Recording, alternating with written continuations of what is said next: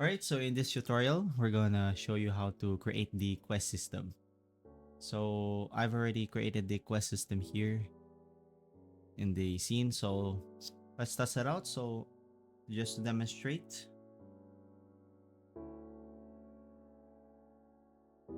okay, so here's the games. So we just walk here and we see that NPC. This is the NPC. So you're gonna press E. And do you want to start the quest? So let's click yes. And as you can see, we need to walk 100 meters. So this will be the quest. So we have here the distance traveled. As you can see, we have a tracker at the top. And when the quest finishes, it should give us a reward.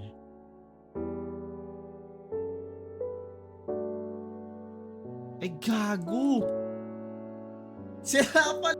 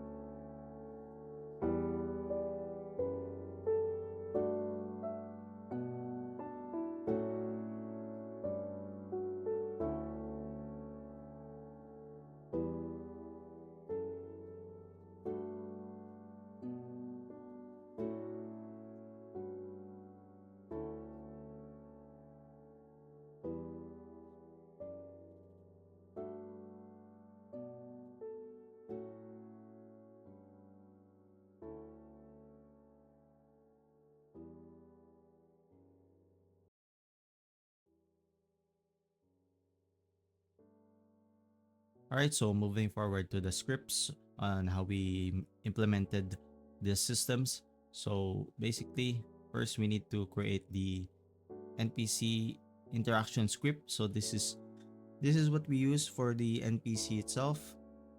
And there are also actually just two scripts, so the NPC and the quest system here. So basically, there's only two scripts in this tutorial, and we just have to reference just a few lines of code in the third person controller script. So let's go ahead and firstly go through the NPC interaction script. So how does this work? So we have some of the references here which we've placed, we've input, and first we need to create the void start to start the quest UI. So initially we have to set it to false. This is because when we press the E key, it will show the panel in the Unity which sets the UI active. So we can see the yes or no button and the quest dialog. And here we have the void update. If the player is in range, you can be able to press the E key. So this is the script we use for detecting the player if the player already pressed the E key within its range. So I can actually show you how it looks like in Unity. So let's go to Unity here. And if we check the NPC, this is the NPC, right? So basically, it uses the Sphere Collider to detect if the player is within range. So let's get back to the script. So obviously, we also need to have the player tag in our character. This is essential because it allows us to make sure that we are actually using the player, and this will detect also if it is actually the player that is in range. So to do that, just go to Unity here, find the player, and as you can see, actually this is the player, the capsule. So this is the player, and just put the tag player there. Okay, so let's go back to the script.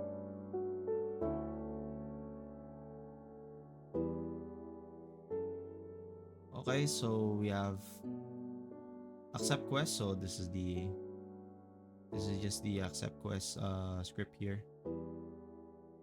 We just added a little bit of the debug log to see if the script works.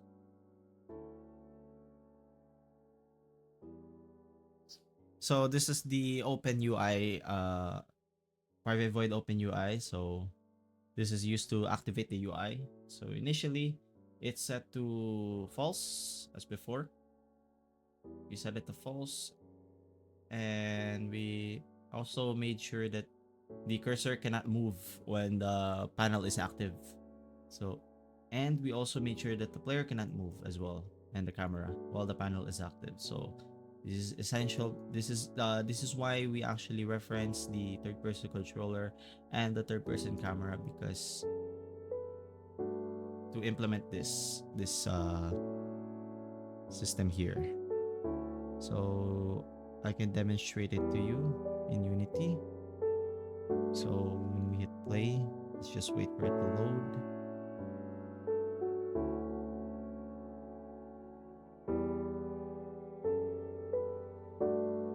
And then here's how it works. So as you can see in there, you want to start the quest. So as you can see, I cannot move the player. If you can hear my keyboard, I'm trying to press the move key here. Move keys, it doesn't move. And I can also move the mouse, so I will be able to press the buttons. So that's how the script works.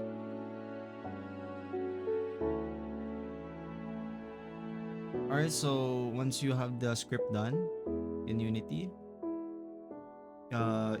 you first need to create the NPC, obviously. So if you have the NPC already, you just need to create a capsule and rename it NPC or whatever, and make sure to input the components. So you have a Sphere Collider, and make sure to set it to trigger, should be checked. And then you drag your NPC interaction script to the NPC capsule, and then you'll see here all of the needed inputs. So the quest system, which we'll be tackling later on, the quest UI again, which is the panel. So you need to create a UI panel for this, and then a camera controller and player controller, which is just your previous scripts for the camera and player controller. So for the UI, you just need to create a UI here. So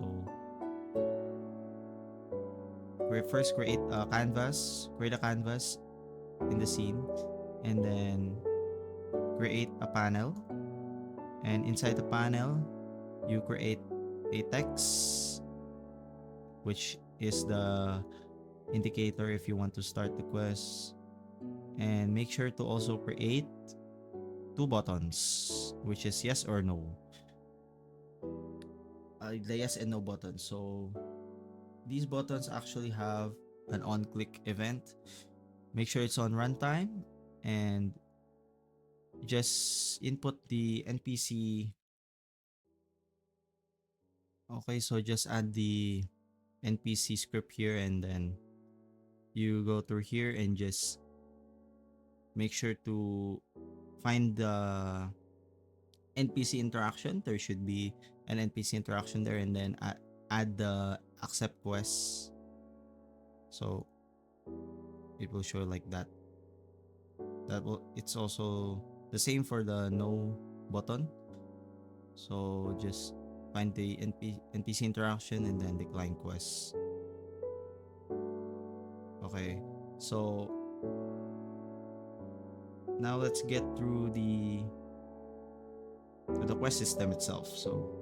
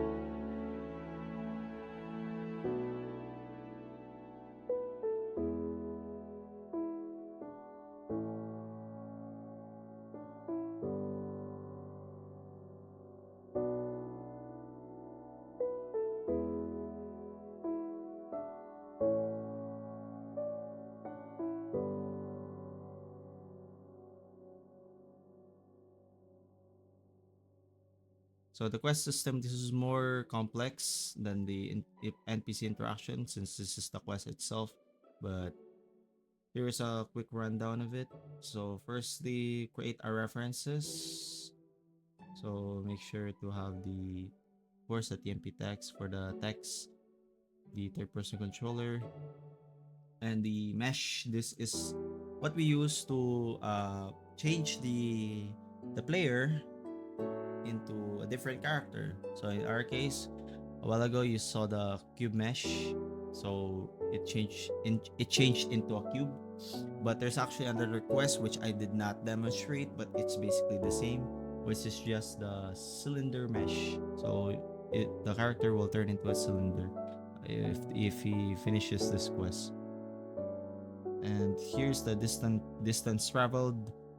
So obviously a while ago we have the travel quest. So this is the tracker for that. So initially we start at 0.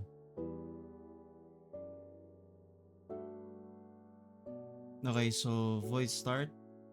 As you can see, so we have the last position of the player, which allows the player to transform. So it detects where the last position of the player is for the player to be able to transform into the desired character. So cube mesh, cylinder mesh, things like that. So the quest text here, this will hide the UI instruction text, set active false. So these two are just basically to initially set the UI inactive. Then we have void update. And for the void update, so if the quest is active, it's gonna display. Here's the script for it. So you need to float distances frame, and this is basically to activate the quest and to display the all of the information needed. So distance traveled, and all of that. So in our start quest function, this is to initiate the quest. So this function is called when the NPC assigns a quest. It will reset to the distance traveled, and it will determine which quest is being started. And then it will also enable the UI and gives the players instructions in what to do in the quest. And let's go ahead into the okay, so let's go to the show complete quest function. So in the complete quest function, this will handle the quest completion. So it will stop the quest and update the UI to notify the player, and it will also be able to change the player's model using the change player mesh function. And then if we could see the script here, after 3 seconds it should hide the completion message, or it should disappear. And if it is the first quest, the NPC is enabled for the second quest. So there is actually a second quest, which again is the cylinder quest. So yeah. So moving on to the change player mesh here. So for the change player mesh, this uses the mesh filter to change only the mesh, keeping the original color and materials. So it's actually very convenient if you are just trying to swap models. So in our case, we just use the simple mesh of the cube and cylinder, and this is very useful if you want to make things easier. To just if you're just looking to swap the model, just use this script. This is very convenient script. Okay, so additionally, before I forget, the third person controller here, there's actually just one line of code we need to add, which is the public bool can move equals true. So this is basically the script we use for the NPC interaction. So what this does is it just makes it so that the character can move when either the UI panel is closed or if the character starts the quests.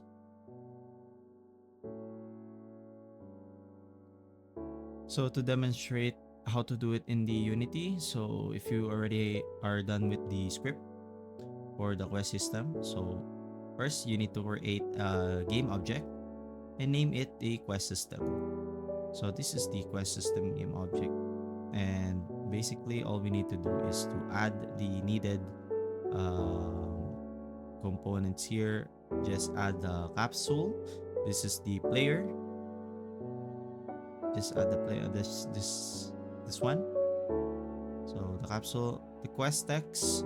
So we create a new UI for this. So create the quest, which is basically your distance travel. This is the one you will use for indicating the distance traveled. And the instruction is basically just the quest description. So let's move back and just reference the instruction text. So this is instruction text.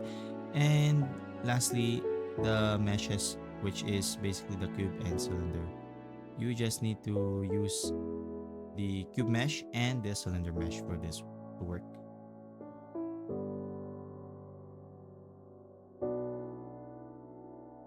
So that's about it for this tutorial. So hopefully in the next video, uh, we'll be able to finalize everything. So just making some improvements on the UI, improving some of the mechanics, and overall just making the game more interesting, adding a little bit more design. And yeah, that's about everything to wrap this up. And thank you for watching this tutorial, and we'll hope to see you on the next video.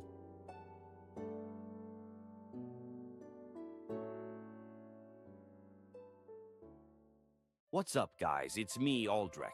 I just want to say thank you so much for the support. Please leave a like, comment, and subscribe. And remember to seize the day. Thank you.